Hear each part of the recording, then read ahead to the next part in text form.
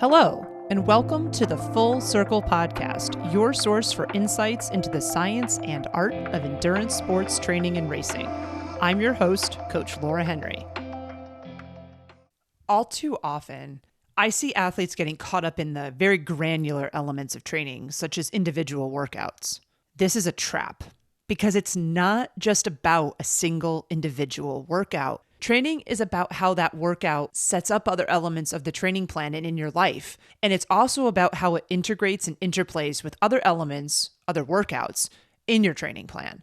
It's extremely common for athletes to get focused on completing an individual workout. And this is because athletes think that the doing of the workout, the checking of the box, so to speak, or the getting it done, is the most important thing when it comes to their training. An individual workout is also, honestly, the most visible thing in a training plan. And so that makes it the easiest thing for athletes to focus on. A lot of the other elements of training that matter are nuanced, and they take time to appreciate and to understand. Unfortunately, a lot of athletes, especially age group athletes, don't take the time to learn these and to understand them.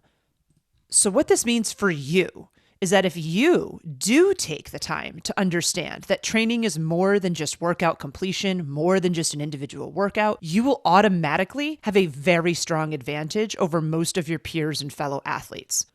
While it is true that workouts need to be completed for adaptations to occur, right? It is also true that just doing the workout without appreciation for the bigger picture and how all of the little individual elements of training fit together is leaving a lot on the table. Without this understanding and appreciation, the athlete's overall adaptations will be limited. What this means is that the long-term gains in performance of an athlete will be limited if they don't fully appreciate this. In the context of a training plan for a goal or an A race, this means that performance on race day will be diminished. All of this means that just doing the workout and checking the box is not sufficient. Training is not pass or fail in this sense, and it's not a report card or a test where you get a gold star for effort or for checking the box. Workouts are pieces of a puzzle, and that puzzle is called a training plan in the world of endurance sports. Just like a puzzle piece, a workout is not much of anything all on its own. It needs other puzzle pieces, in this case, other workouts and other supporting elements such as recovery, nutrition, hydration, fueling, and mental skills to make it into something. A few years ago, professional triathlete Lionel Sanders said something that summed this idea up really nicely. He said, "One good workout does not win races. 20 to 30 good workouts in close proximity to each other win races." So while winning is the goal for a professional triathlete, and hence why he referenced winning races, we don't need to take him literally because the broad concept that he's referencing does apply to all athletes and their goals, whether their goal is actually winning a race or not. This is because all of us want to win at our own goal setting. Winning in this instance is hitting or reaching the goals that we set. So when thought about this way, what Lionel is saying is that workouts need to fit together just right and that you need to do more than just an individual workout to reach your goals. And this is all true whether any or all of the following is true. Whether the athlete is seeking to make specific gains such as speed, power, or strength development, the athlete is exercising to remain healthy, or the athlete is seeking to remain injury-free or to reduce the probability that they will get injured. This concept applies no matter what the athlete is doing, no matter what their sport is, no matter what their ability level is. Not every workout is going to be perfect. You're not going to have perfect or ideal conditions for every workout. You will not always be in your best mental space for every workout. Honestly, the number of days that you have bad, quote unquote, or poor workouts will likely far outweigh the days that you have great workouts. Managing this expectation is extremely important, as having an expectation that everything will feel great a majority of the time is a recipe for frustration and disappointment. And it also, in my experience, leads to people giving up or saying, they actually have a name for this in psychology. It's called the what the hell effect. And basically people say, oh, forget it. I'm just going to give up. That being said, we do want to cultivate the best circumstances we can for each workout to do what its purpose is in the larger scope of the overall training plan. There is power in being consistently good or even just consistently okay. If a workout is too depleting or you cannot recover sufficiently from it, your training is going to be impaired on a micro level for several days or for even up to a week. If you do that too often, if you impair yourself on a micro level, it will snowball into macro impairment of several weeks or months. When training is impaired too frequently and or for too long, progress gets stalled and regressions, as opposed to progressions, can actually start to happen. This means that you may set yourself back rather than helping yourself forward if you don't appreciate the larger context that a workout is fitting into. It's very clear to me when an athlete doesn't fully embrace or understand this concept, as it manifests in several ways. One of the most common ways this manifests is when an athlete is insistent about doing an individual workout, no matter what. A lot of times I see this pop up when athletes feel a niggle coming on, they're sick, or maybe they're getting sick and they're in denial about the fact they're getting sick, or they have something going on that is going to compromise their ability to properly support a workout. And examples of that would include travel plans, big life events, or medical tests. For the master's group of athletes I coach, colonoscopies are actually a really common example of that. It's important to remember that it is not about the doing of a single workout. It's about the entire training plan and the totality of training as a whole. It's also important to remember that under the right circumstances, it may actually be worth it not to do the workout or not to do a workout in order to preserve the larger training plan. Yes, I know. I'm saying that workouts are pieces of a puzzle and that they're part of this larger training plan. And yes, I know a puzzle isn't complete without all of the pieces, but we are actually not seeking a perfect puzzle. We are seeking a mostly complete puzzle that is discernible, meaning that if we're imagining a training plan as a puzzle, we can tell what it looks like when we look at it. We aren't guessing. There's not a lot of holes in it, but we can pretty much see what it is because it's mostly complete. When we're talking about an athlete's training plan, the reason we do workouts is to provide ourselves with the best chance at getting the desired adaptation from the workout. That means that if the adaptation or the ability to get the adaptation is compromised, you might actually be better off not doing a workout. So some examples of a situation where you might be better off not doing a workout include, but are not limited to, high levels of life stress, when you have severely compromised sleep, or poor quality sleep, lack of adequate nutrition or hydration before, during, or after a workout. There's many more situations where maybe it's better to not do the workout, but those are just some examples. As the athletes I coach know, because I say this so often, the body is really good at understanding when it is under stress, but it is absolutely terrible at discerning the source of the stress that it is under. So this means that the body does not care at all and cannot tell if the source of stress is a fight with your spouse, a terrible night's sleep, dehydration, lack of nutrition or fueling, or a workout. When there is too much stress as a baseline, adding more stress in the form of a workout can cause an overload, even if the same workout could have been physically completed fine and without causing an overload on a different day when the other stressors were reduced. This might seem paradoxical since workouts can often be sources of stress relief for athletes. So if you're handling something really stressful in your life, a workout might be a way that you help manage that stress. So I get it. It seems paradoxical that a workout could be harmful in a stressful situation. But sometimes, even if it is relieving stress in one way, such as mentally, it may be imposing too much stress in another way, physically on the body. When we are in a situation where not doing a workout is a pragmatic choice and we still find ourselves saying, I want to do the workout, or I don't want to miss my workout, and insisting that we want to do the workout anyway, we really need to recognize this, pause, and take a moment. Because the truth is, when we're saying things like this, it's honestly, I know it's hard to hear, it's honestly like a toddler demanding what they want. What we're saying and doing is rooted in emotions and in feelings, not necessarily in facts. So that's why we need to pause and take a step back and really evaluate it. Because just because we want something to be a particular way doesn't make it the way we want it to be. It's as simple and it's as hard as that. So if we catch ourselves saying these things, we really need to say, whoa, why am I saying this? Is this emotional or is it factual? And we really need to do that self-analysis. Another way that I can tell that athletes don't fully understand the concept that workouts are part of this big scope, bigger puzzle is when an athlete wants to do more of something, and especially within a single workout. In endurance sports training, we refer to things as strengths and as limiters. Strengths are things that athletes are good at. Limiters are the things that athletes find challenging, whether that challenge is physical, mental, or both. Broad categories or disciplines such as running, swimming, cycling, or strength training can be strengths or limiters.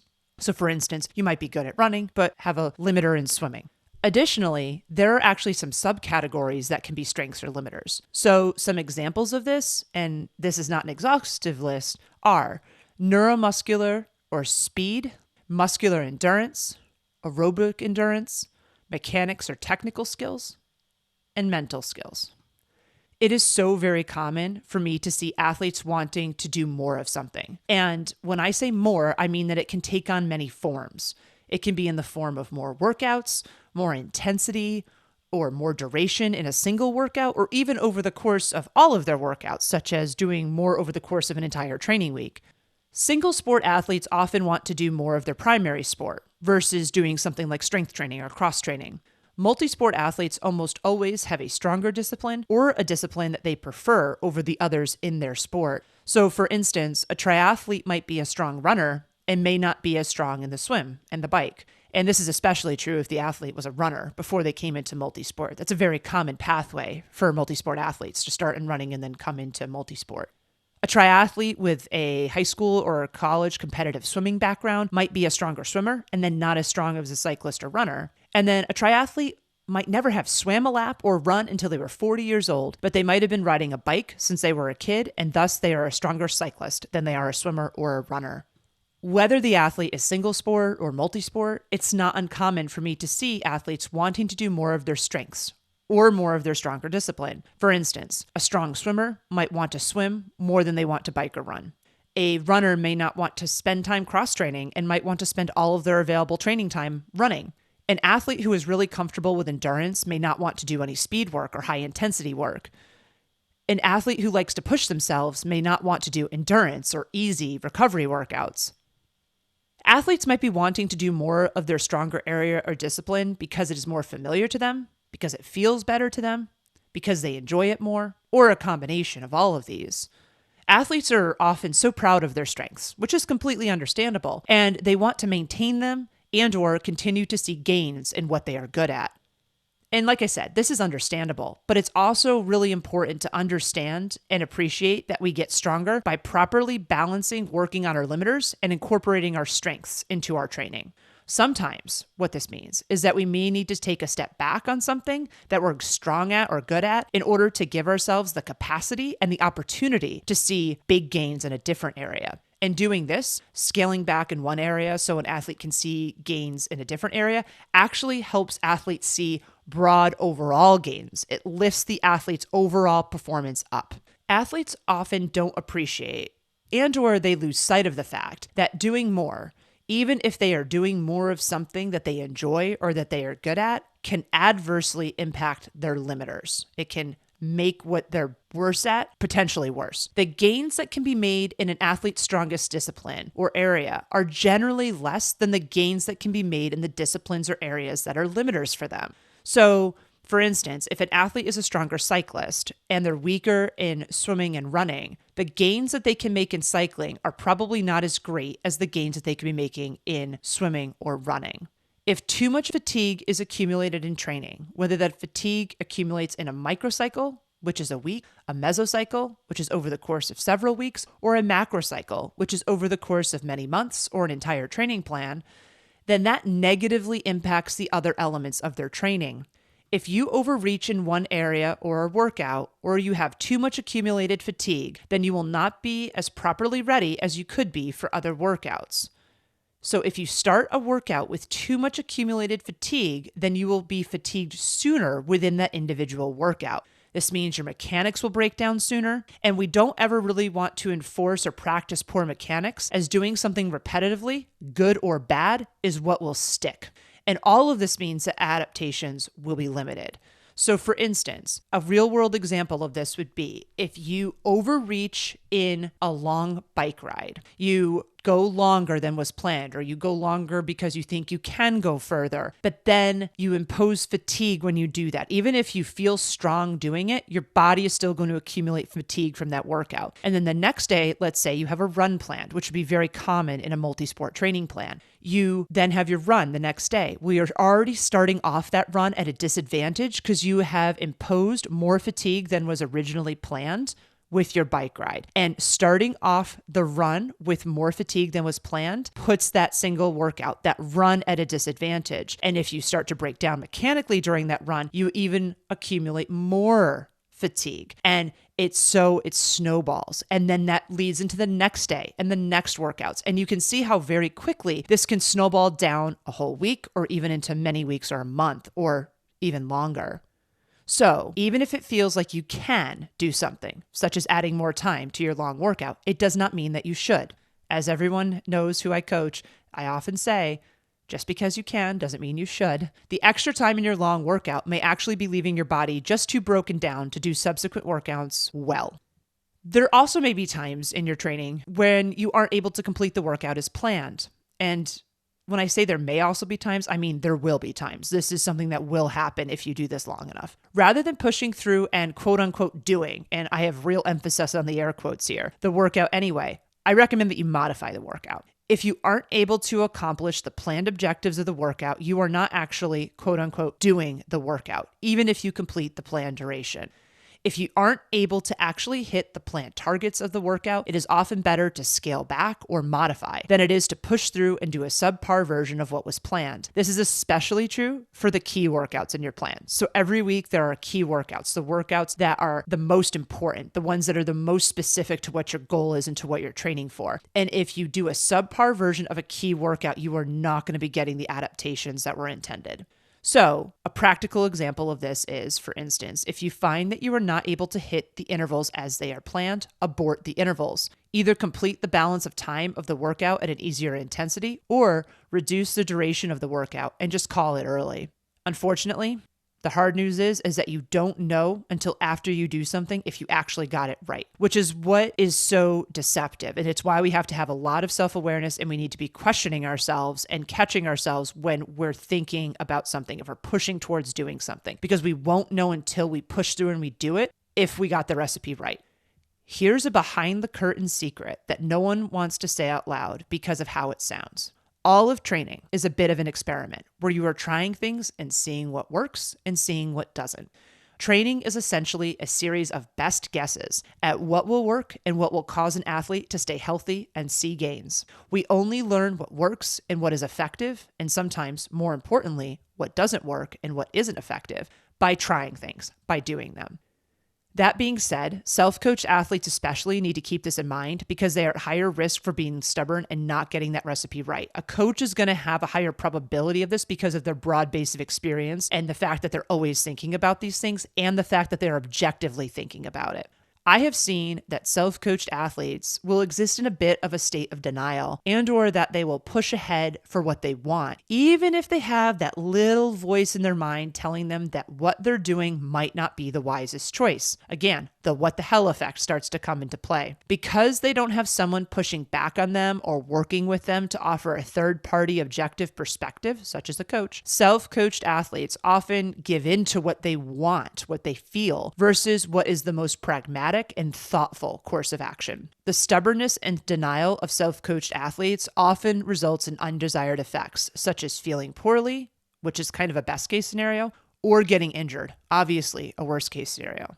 Listening to experienced advice here can be useful, and it's one major reason why hiring a coach can be useful. A coach will push you when appropriate, and they will also hold you back when it's appropriate. Even if you have high degrees of self-awareness, it is impossible, hear me, impossible to be objective and unbiased when you are thinking about yourself because, like it or not, you have emotions and feelings. This is especially true when it comes to something that is important to you, such as your endurance sports training.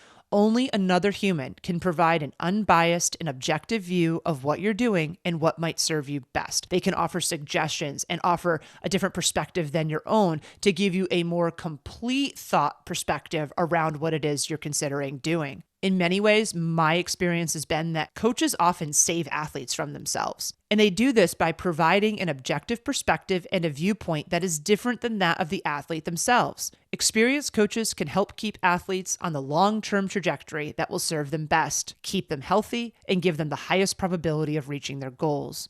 Coaches see the bigger puzzle all the time. They don't zoom in on the individual workouts as much as athletes who are completing the workouts tend to. Coaches also plan for the puzzle pieces, the workouts, that will create the bigger puzzle. They can see how the pieces will integrate with each other over time, not just on a micro level within even a single week. Workouts are so much more than they appear at face value. All workouts interplay with each other to create a puzzle, a training plan that is designed to get athletes where they want to go. It's important for athletes to understand and appreciate this and to take a step back if they find themselves getting too caught up in or focused on the doing of individual workouts. Keep in mind that one workout will not make or break your training or your race day performance. That being said, one workout will build off of another. Together, a group of workouts is what will determine your probability of successfully reaching your goals. So be sure to look at the entire picture, the totality of all workouts together, rather than just zooming in and fixating in on a single workout. Be sure to consider how a single workout will impact other workouts, and that a single workout is not just a lost puzzle piece off on an island by itself. As you progress through your training, remember that workouts are pieces of a much larger puzzle, and that perspective is what will lead you to adaptations, gains, and success over time. That was another episode of the Full Circle Podcast. Subscribe to the Full Circle Podcast wherever you listen to your favorite podcasts. If you like what you listen to, please be sure to leave us a rating and review, as this goes a long way in helping us reach others. The thoughts and opinions expressed on the Full Circle Podcast are those of the individual. As always, we love to hear from you and we value your feedback. Please send us an email at podcast@fullcircleendurance.com or visit us at fullcircleendurance.com/podcast. To find training plans, see what other coaching services we offer, or to join our community, please visit fullcircleendurance.com. I'm Coach Laura Henry. Thanks for listening.